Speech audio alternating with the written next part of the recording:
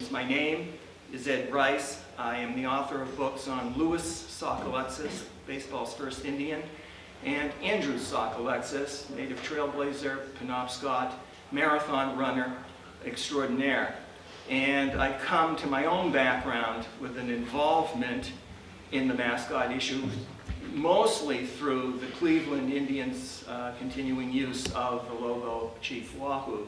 So when Joe suggested to me we should perhaps have a symposium and let's just talk about it, I challenged him first of all, because I don't have the money to do this independently. I had no idea how we might go at this. But we met here at the Bangor Public Library with Director Barbara McDade, chatted this up, talked about what would be a good approach to perhaps take the conversation a little more publicly than we have, and that's indeed what has come to pass. So thank you, Joe, for your inspiration, and thank you, Barbara McDade, for the use of the Bangor Public Library facilities and affording us this opportunity to speak. I'm hoping that everyone will feel comfortable with their positions and state them freely, and that we'll have an interesting discussion today. As you heard previously, I am John Diefenbacher-Thrall. I'm the Executive Director of the Maine Indian Tribal State Commission. Those of you who are not familiar with the Commission, we're an intergovernmental body created by the Maine Implementing Act, passed by the Maine legislature in April 1980, which is the companion legislation to the Maine Indian Claims Settlement Act.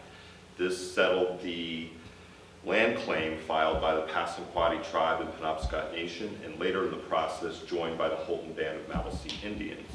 And the Commission's job is really to oversee that agreement between those four governments: the state of Maine, Houlton Band of Maliseet Indians, Passamaquoddy tribe, and Penobscot Nation.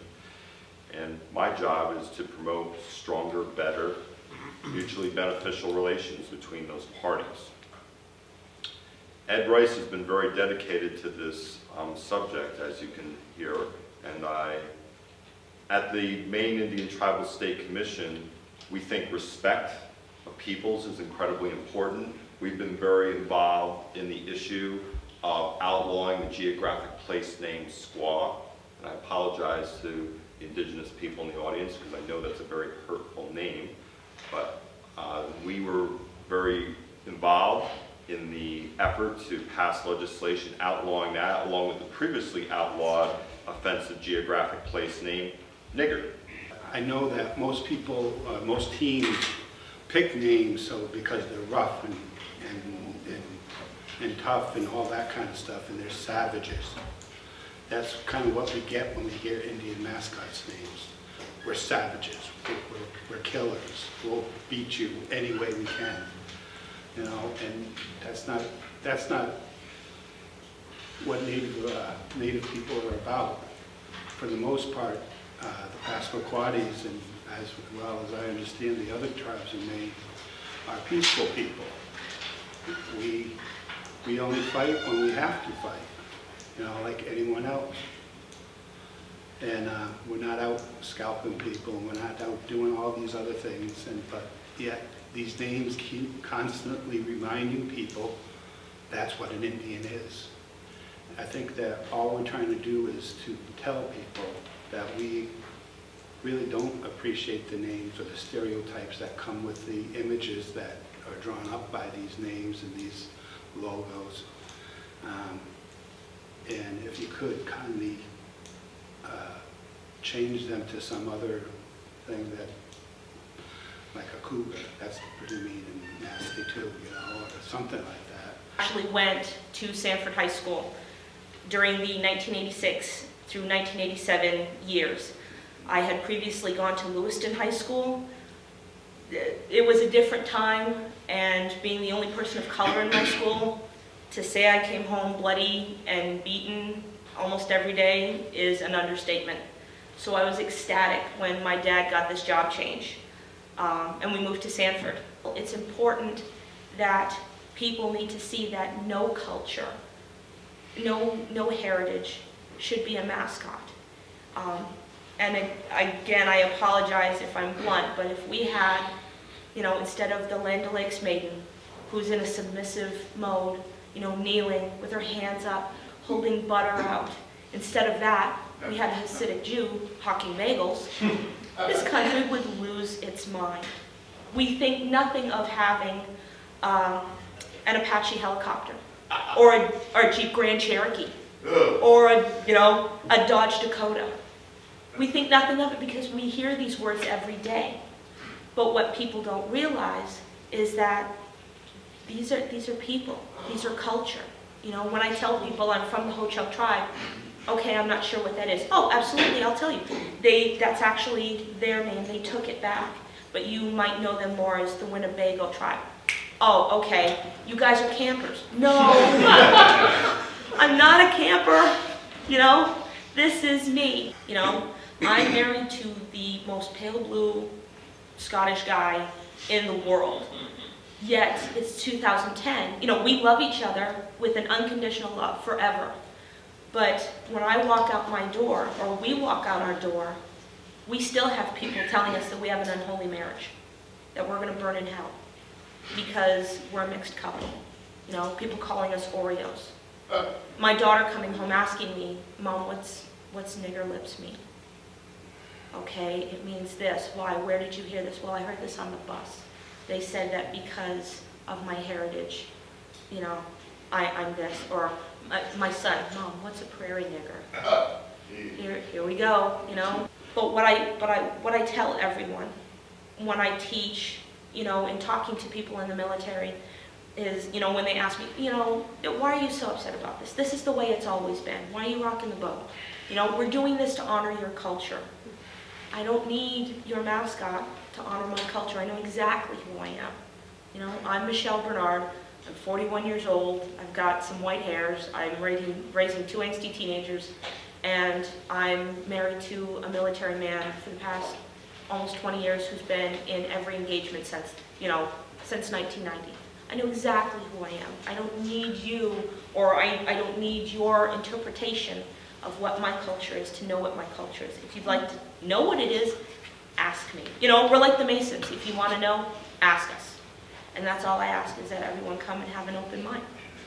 I myself am a Native American woman. Nobody knows that.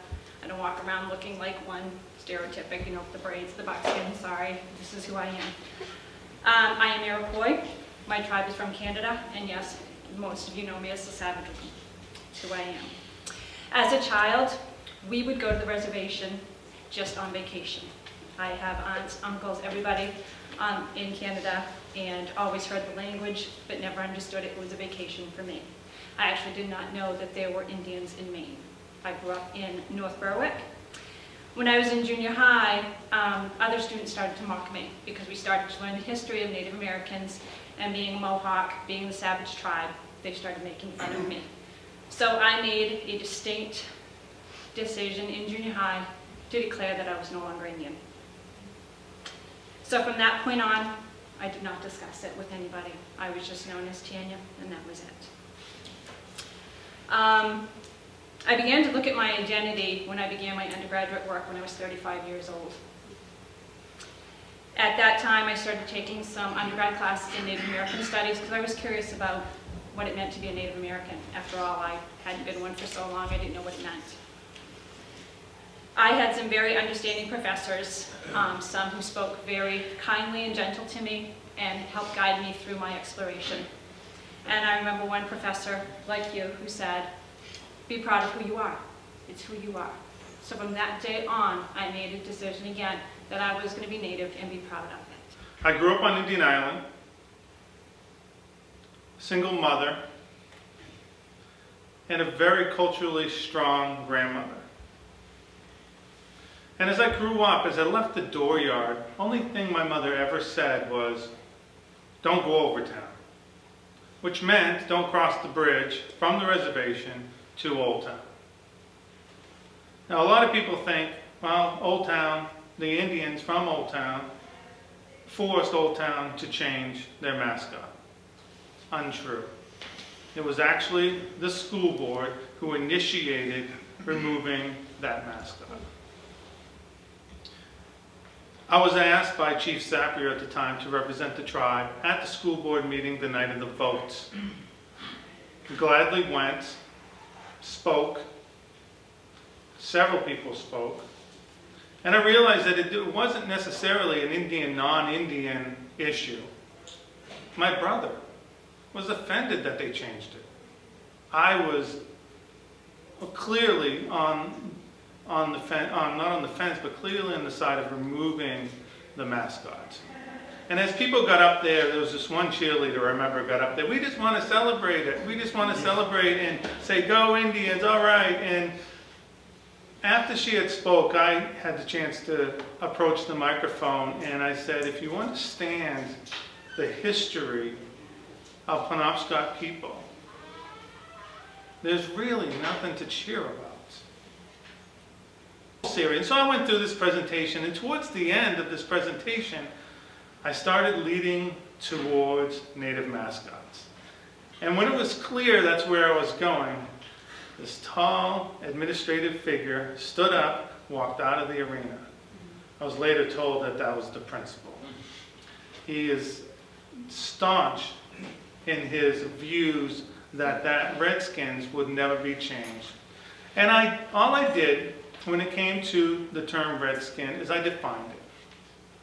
I said the Redskin, in definition, it comes from the colonial days when a lot of people were involved in the fur trade. And when you would take your furs to the trading post, you'd get money for your beaver furs and your deer skins and all your other pelts. But also, you could turn in scalps.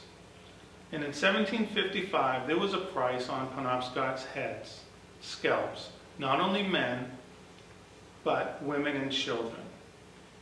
This is an act of genocide. 1755, just on the eve of the birth of this country, there was a price on Penobscot's heads. And those bounties that you collected and those scalps that you brought in, those were the Redskins. And that's where that term comes from. There were many other voices heard at the symposium about the use of mascots created at the expense of a whole nation of human beings. There were more Native American voices. There were 2 non-Native journalists from Portland who expressed their sincere feelings about the insensitivity of making objects out of people. 2 educators weighed in on their progress towards dealing with changing the logo and mascots of their respective schools. One educator stressed the complications of maintaining their own traditions while respecting the traditions of another culture. Another educator outlined a path of their already having made the transition. Passamaquoddy Chief Wayne Newell closed with an excellent message of hope. We've got a long ways to go. On the other hand, you know, we've gone through some nice rapids, and we're still all in our canoes, and we're all still heading in the right direction. So I thank you for the opportunity. Thank you, Wayne.